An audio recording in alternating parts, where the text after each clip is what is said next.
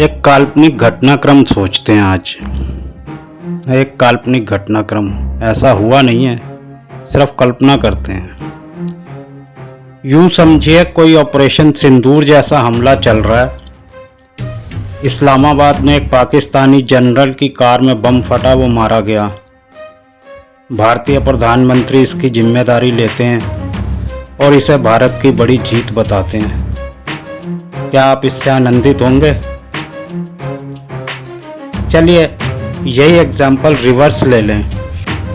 कोई युद्ध नहीं है, मगर दो देशों में तनाव है, गर्मा गर्म बयान चल रहे हैं और इस बीच पाकिस्तान अपने जासूसों के जरिए भारत के रक्षा मंत्री या किसी परमाणु वैज्ञानिक को ट्रैक कर रहा है। मौका मिलते ही हत्या करवा देता है। फिर पाकिस्तानी पीएम अपनी जनता को बधाई देते हुए पीठ ठोकता है। अब बताएं, क्या आप इस कारनामे से सहमत हैं? मैं तो इसे घटिया, नामर्दी और कायरों का काम समझता हूँ। कोई नीच, सब ह्यूमन, गिरा हुआ नेता, स्मैकिया या गैंगस्टर ही ऐसा करेगा।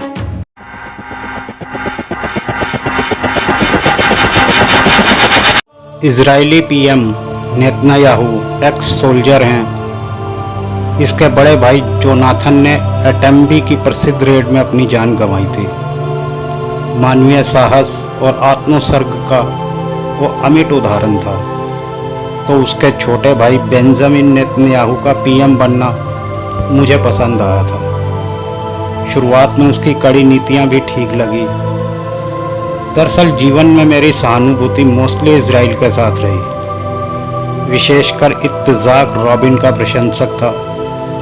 उसकी हत्या मुझे बहुत बुरी लगी। मुझे शिमोन पेरेज भी पसंद था। ये तब की बात है जब कांग्रेस सरकार अराफात और फिलिस्तीन के साथ मजबूती से खड़ी होती थी। मैंने कभी हमास या लेबनानी आतंकियों को पसंद नहीं किया, बल्कि कहूँ तो पहले गजा में बम गिरना मुझे सही लगा। इन दुष्टों को थोड़ा मजा तो चखना चाहिए, लेकिन थप्पड़ मारने और गला दबाने में फ़र्क होता है। नेतन्याहू निर्लज नरसंहार पर उतर आया।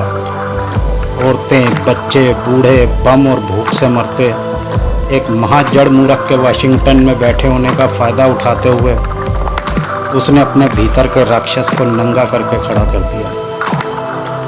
अब एक साइको हत्यारा दिखने लगा। फिर वो पीएम नहीं, आम गैंगस्टर या आतंकियों का सरदार दिखने लगा। जब मोसाद ने तेहरान और अन्य शहरों में कार बमों का उपयोग करके हमले किए, चलती कारों में विस्फोट कर ईरान के परमाणु वैज्ञानिकों और सैन्य अधिकारियों को निशाना बनाया। खबरों के अनुसार 14 से अधिक परमाणु वैज्ञानिकों की मौत हुई, जिसमें पूर्व परमाणु प्रमुख डॉक्टर फेरेदून अब्बासी और डॉक्टर मोहम्मद मेहरी तेहरानची जैसे नाम थे।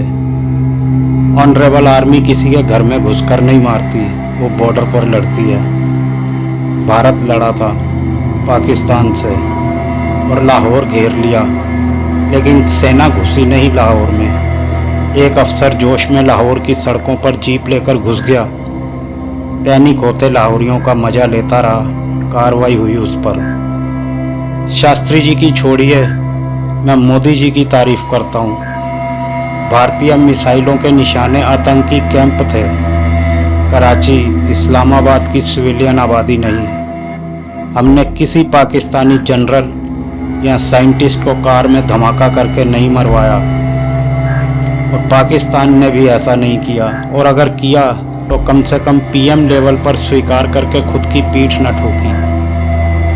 ऑनरेबल नेतन्याहू ने सनक में तेहरान को गजा बनाने की सोच ली। उसे लगता है वही भगवान है। दरअसल यह बंदा हिटलर, तोजो, पोल पॉट, इदी आमीन और मिलोसेविच के ग्रेड का है। उसमें वार क्राइम और क्राइम अगेंस्ट ह्यूमैनिटी के लिए कठोरतम सजा दी जाने की सारी योग्यताएं हैं। और गजा नरसंहार का मजा लेती इजराइल की जनता भी इस गुनाहे अजीम में शरीक है। तो जब जब तेल अवीव में ईरानी मिसाइलें तबाही मचाती हैं, मुझे खुशी होती है। इस युद्ध का नतीजा आगे चाहे जो भी हो, आरक्षित, स्टेटलेस, डिफेंसलेस मासूमों के हत्यारों के कान के नीचे मिसाइल तो बजनी ही चाहिए। ये जस्टिस है, न्याय है, क्राइम का पनिशमेंट है। A person with no honour cannot be respected. Bharat में जो लोग इस वक्त नेतन्याहू के कर्मों से खुश हैं, they also don't have honour. अरे तुम ऐसे आदमी के साथ कैसे खड़े हो सकते हो, सिर्फ इसलिए कि जिसे वो मार रहा है वो नाम और कपड़ों से मुसलमान है और आप हिंदुत्ववादी हो। याद रहे, थियोडोर हर्लेज का जियोनिज्म यहूदी धर्म नहीं है, ठीक वैसे जैसे सावरकर का हिंदुत्ववाद हिंदू धर्म नहीं है। ये दोनों उन धर्मों के मुट्ठी भर अहंकारी, खूनी और क्रूर हत्यारों का गैंग है जो धर्म को राजनीति का टूल बनाए हैं, मौत को अपना हथियार। इनका तो सत्ता में होना देश का दुर्भाग्य है। जो बात तेल अवीव और हाइफा के लोग महसूस कर रहे हैं, शायद एक दिन जयपुर, दिल्ली, इंदौर, आगरा, लखनऊ और आपके शहर के लोग भी करेंगे। धन्यवाद वीडियो पूरा देखने के लिए। पसंद आए तो चैनल को सब्सक्राइब, एक लाइक और नीचे कमेंट करें।